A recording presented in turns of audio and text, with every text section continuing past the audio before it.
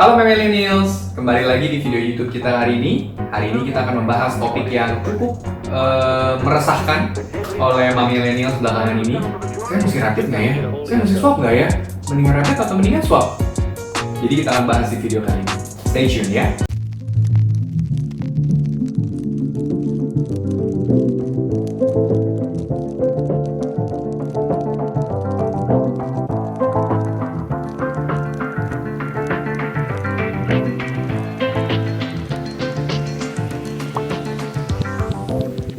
Oke, seperti yang udah dibahas tadi, kita mau bahas nih sebenarnya mendingan mana sih, mendingan kita rapid test atau mendingan PCR swab, karena dua-duanya ini lagi ngetren untuk, bukan ngetren ya, lagi apa ya? Lagi dibutuhkan Untuk banyak kita mastiin nih sebenarnya kita tuh COVID atau enggak. Nah sebenarnya oke, kita mulai dulu dari yang paling basic dulu. Bedanya apa antara rapid sama PCR swab? Oke, jadi intinya adalah rapid itu adalah metodologinya, cara pemeriksaannya. PCR itu juga metodologinya. Oke, kalau sampelnya itu bisa dari lendir, bisa diambil dari hidung, bisa diambil dari tenggorokan, karena memang virusnya bercokol di situ, atau juga bisa diambil dari darah. Itu sampel. Sampel ada sampel darah, ada sampel dari lendir. Cara pemeriksaannya itu metodologinya, mau pakai rapid atau mau pakai di PCR swab. Oke, nah tadi disebut ada yang dari darah atau dari lendir. Nah sekarang gimana kita, maksudnya lebih efektivitasnya lebih yang mana nih, lebih tinggi yang mana nih? Kita tahu kalau misalnya rapid kan suka disebut efektivitasnya lebih di bawah daripada di PCR swab. Nah apakah kalau misalnya dengan menggunakan sampel darah itu memang efektivitasnya lebih rendah? Maksudnya ini tuh lebih rendahnya karena darahnya, sampelnya yang diambil, atau karena si metodenya itu? Metodenya. Yang namanya rapid itu kan memang pemeriksaan secara cepat, secara kasar. Tapi tidak bisa menentukan secara pasti virusnya ini COVID atau bukan. Oke. Jadi kalau misalnya kita anggaplah kita lagi kena flu, mungkin dengan hasil tes rapid yang ada sekarang ini, itu bisa terdeteksi. Bisa positif, tapi mungkin kita bukan kena COVID. Contohnya aja, ada banyak mungkin dari circle kita, mungkin millennials juga pernah mengalami ini, rapid positif, rapid lagi positif lagi. Ternyata di swab, negatif. Banyak loh jadi gitu. yang kita pegang itu hasil swab. Yang kita pegang sementara ini adalah hasil swab. Oke. Tapi ada juga yang ceritanya kebalikannya. Udah di rapid negatif, rapid lagi iseng negatif, PCR dia iseng swab, positif. Nah, jadi gimana tuh? Jadi memang rapid itu banyak kejadian bisa false positif atau false negatif. Jadi artinya positif belum tentu benar-benar positif, negatif belum tentu benar-benar negatif.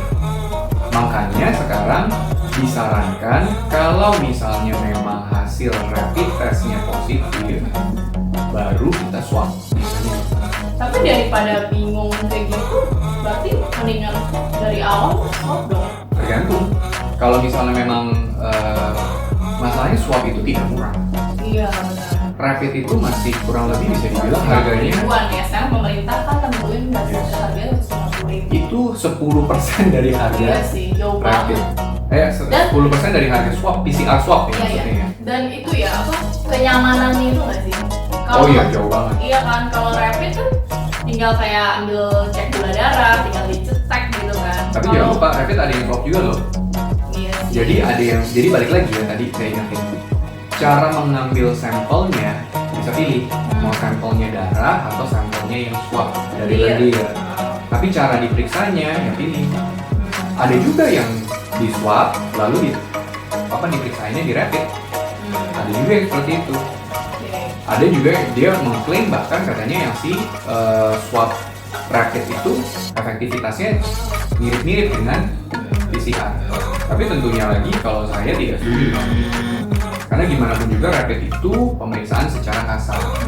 PCR dia benar-benar mencari dan menduplikasi hasil sampelnya itu sehingga ketemu nggak nih virusnya. Gitu. Dan juga kalau misalnya virusnya itu yang ada di PCR, kalau misalnya sampai tidak terdeteksi, itu itu berarti kemungkinan besar jumlahnya memang sangat sedikit, belum sampai mencapai ambang batasnya, atau kalau nggak memang nggak ada. Oke, coba sekarang aku mau nanya, kalau misalnya soal rapid itu kan kita, oke deh, misalnya aku prefer rapid aja gitu. Nah, tapi itu kan harus diulang per 14 hari dan itu sebenarnya kan ngecek antibody kan, bukan ngecek virus kan? Ada dua. Ada dua. Rapid itu yang either kamu ambil, kalau ambil dari darah, biasanya itu yang paling sering merek-merek yang ada di Indonesia ini untuk memeriksa antibody. Oke, jadi kalau sebenarnya negatif berarti apakah itu artinya virus tidak ada atau antibody kita yang tidak ada? Bisa dua-duanya. Intinya ya. Iya, banyak banget. Jadi intinya gini, kalau kita periksa itu nanti antibodinya bisa akan kelihatan hasilnya. Kebanyakan kalau misalnya memang sampai negatif, ya artinya satu, bisa aja antibodinya belum naik. Belum bisa terdeteksi seperti test pack. Test pack itu juga kurang lebih rapid test namanya. Mendeteksi secara cepat, rapid cepat. Jadi kalau hormon pada hormon baby yang pada saat hamil itu belum tinggi, maka alatnya itu mendeteksinya negatif. Kemudian disuruh ulang lagi kan seminggu lagi. Nah, jadi kalau kenapa seminggu lagi? Karena begitu seminggu ke depan itu hormon babynya udah lebih naik, sehingga alat itu bisa mendeteksi, sehingga jadinya kelihatannya positif. Rapid test juga sama, karena kita mencari antibodinya. Kalau sekarang periksa negatif, disuruh ulang lagi 2 minggu. Karena diharapkan dalam 2 minggu itu kalau virusnya masih tetap ada dalam badan kita, antibodinya akan makin naik sampai ke jumlah yang bisa dideteksi positif oleh rapidnya. Jadi mulai paham. Intinya gitu ya, gampangnya kayak pemeriksaan test pack, gampangnya gitu. Sekarang negatif, seminggu lagi hormonnya makin naik, oh ternyata ini positif. Rapid test juga sama. Sekarang negatif, artinya bisa banyak. Satu, memang kita nggak terpapar nih sama virusnya. Atau yang kedua, antibodinya mungkin belum naik. Gitu. Atau yang ketiga, dulu kita pernah terpapar, tapi udah sembuh. Jadi aneh kan? Jadi banyak. Nah makanya kalau dengan kondisi sekarang di Indonesia, tapi kembali lagi itu semua sesuai dengan kebutuhan kita juga. Kalau buat saya tetap terbaik swab PCR swab. Karena itu udah benar-benar kita bisa mengetahui ini COVID atau bukan. Sesimpel itu. Karena kita benar-benar mencari virusnya ada atau enggak. Tapi kalau misalnya mungkin dalam kondisi kita lagi sehat-sehat aja, nggak ada gejala apapun, ini cuma pengen tahu kok, atau misalnya ini cuma gara-gara disuruh sama kantor nih rutin, atau karena mesti berkunjung ke satu tempat tertentu, mesti kasih tunjuk nih hasilnya. Most likely mereka akan minta hasil rapid. Yang paling penting bisa tahu, asal nggak positif, mungkin persepsi secara umum adalah oh ya berarti kita tidak terpapar. Padahal artinya kan masih bisa ada beberapa tuh. Ya, kayak gitu. Nah terus kenapa harus dari lendir sih? Bisa nggak sih misalnya aku PCR, dia kan mau nyari virusnya, nggak bisa ya dari darah aja ya? Sampai sekarang metodenya yang paling baik adalah mengambil dari lendir. Karena kalau untuk dari sisi virus COVID-nya, itu kan dia kan memang kenanya di saluran pernapasan. Nah di saluran pernapasan itu dia masih nempel-nempel dari situ. Nah kalau misalnya kamu bilang nempel, misalnya aku disuapin, terus dia ambil sampelnya, tapi udah nggak ada tuh di area-area itu, bisa nggak? Tapi misalnya aku COVID, tapi pas di towel tuh nggak ada di sananya, jadi nggak terdeteksi. Nah makanya ada beberapa area yang diambil sampelnya, hidung kiri, hidung kanan, tenggorokan. Jadi tiga-tiganya itu tiga-tiganya. Jadi jangan sampai ada istilah yang ditakutkan seperti ini. Jangan sebetulnya sih kemungkinan besar virus itu nggak bisa pilih mau di hidung kanan, hidung kiri, di tenggorok. Sebenarnya sih nggak akan kayak gitu, karena kita nafas, udara itu masuk atau droplet itu ada yang masuk, pasti ya semuanya kena gitu. Tapi ya untuk menghindari kemungkinan anggaplah yang satu pas di towel orangnya nggak dapet atau gimana, atau karena orangnya yang pasiennya yang diambil swabnya itu ngerasa kesakitan, kurang kooperatif, nah jadinya mungkin tempatnya kurang dalam, tempatnya kurang pas di tempatnya kenanya itu, jadi Jadi dia harus ambil di 3 tempat sehingga itu merepresentasikan semua tempat yang mungkin bisa ditempel atau dicokoli sama si virusnya itu sendiri. Kalau misalnya masuk ke dalam, kalau kita ambilnya dari darah, di dalam darah kita itu juga sudah ada antibodinya. Jadi kemungkinan besar kalau misalnya virusnya masuk ke dalam badan kita, udah sampai di darah, kalau misalnya antibodi kita menang lawan si virus itu, kemungkinan besar virusnya mungkin nggak meninggal juga. Jadi paling efektif, paling tingkat tingkat efektivitasnya itu paling ke-detect itu dengan PCR swab, dan kamu juga merekomendasikan itu ya? Kalau untuk sekarang ini, kalau misalnya memang udah sering melakukan rapid test dan hasilnya juga negatif terus, kita sering banget keluar rumah, sering banget ketemu orang, terus juga mungkin kita memang, ya mungkin itu sesuatu yang tidak bisa dihindari ya. Ya, baiknya sih rutin periksa, mungkin sebulan sekali juga boleh. Karena kita kan pengen tahu, soalnya kan kita bernafas tiap hari, kita keluar ketemu tiap hari. Nah jadi nggak ada salahnya untuk kita rutin sebulan sekali mungkin untuk melakukan swab untuk supaya kita meyakinkan. Oke. Gitu. Terakhir, pesan-pesan kamu deh, gimana kalau misalnya untuk orang-orang yang OTG maupun mungkin ngerasa nggak enak apa segala macam, apakah harus segera swab? Dan juga mungkin anjuran untuk orang-orang yang pengen sih swab tapi gue takut kalau misalnya positif gue nanti digiring lagi ke tempat isolasi, kan udah nggak boleh isolasi mandiri gitu. Gimana? Kamu ada pesan atau mungkin notes gitu? Ini dilematis sih sebetulnya. Karena sekarang karena semenjak Pak Anies bilang kalau kita ada yang positif bisa digiring, mungkin itu bisa jadi satu persepsi tambahan kalau mendingan gue nggak usah periksa. Iya. Karena kalau begitu ketahuan periksa, ternyata gue positif, bisa aja nanti diangkut nih ke tempat yang lain. Tapi kembali lagi, semua tetap tujuannya adalah bukan untuk diri kita sendiri. Tujuannya adalah untuk secepat-cepatnya dengan kebersamaan kita ini bisa meredakan COVID. Kalau memang kondisinya itu memungkinkan untuk kita bisa di rumah, ya dalam hati sih berharap jangan sampai dibawa, ya kan? Karena menurut saya juga masih banyak banget yang gitu.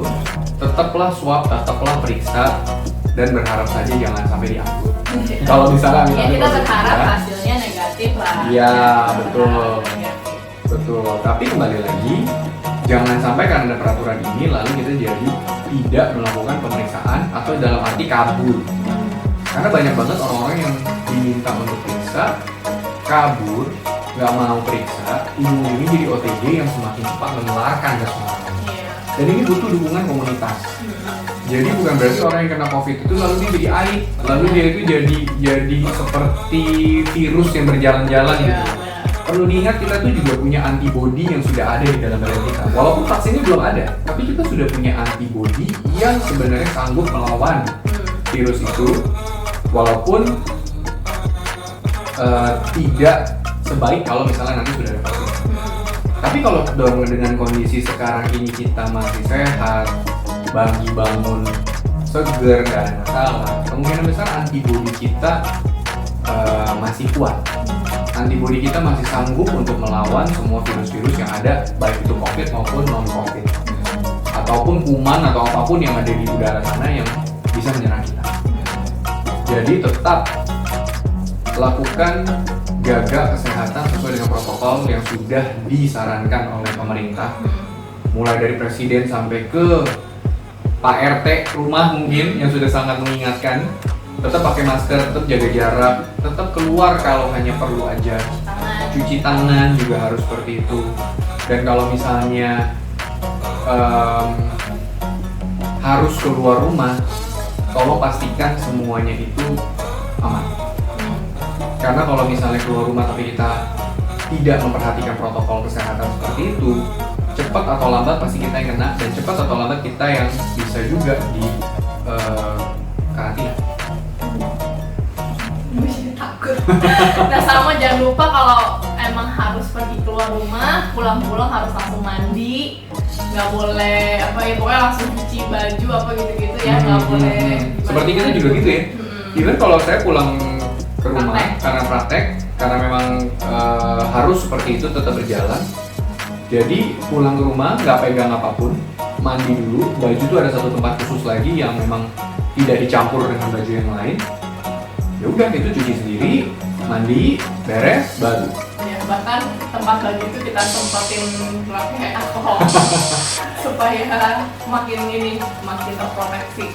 Jadi itu tadi sih paling gambaran ya, kalau misalnya masih ada yang bingung apa sih rapid, apa sih swab gitu. Tapi dari obrolan ini mungkin kita jadi lebih tahu yang lebih tanda kutip disarankan itu yang PCR karena hasilnya lebih akurat gitu. Yeah. Dan juga kita bisa lebih yakin jadinya karena nggak ada hasil false positif, nggak ada hasil false negatif gitu ya.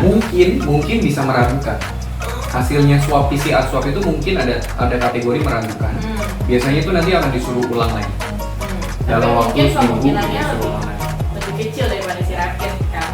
Oh bukan, jadi perbedaannya itu bukannya kemungkinan salahnya gitu, bukan kemungkinan salah. Tapi mungkin hasilnya itu belum bisa disimpulkan dengan betul banget karena mungkin virusnya antara iya dan enggak, ada atau enggaknya gitu loh. Jadi that's why masih perlu diulang lagi. Gitu.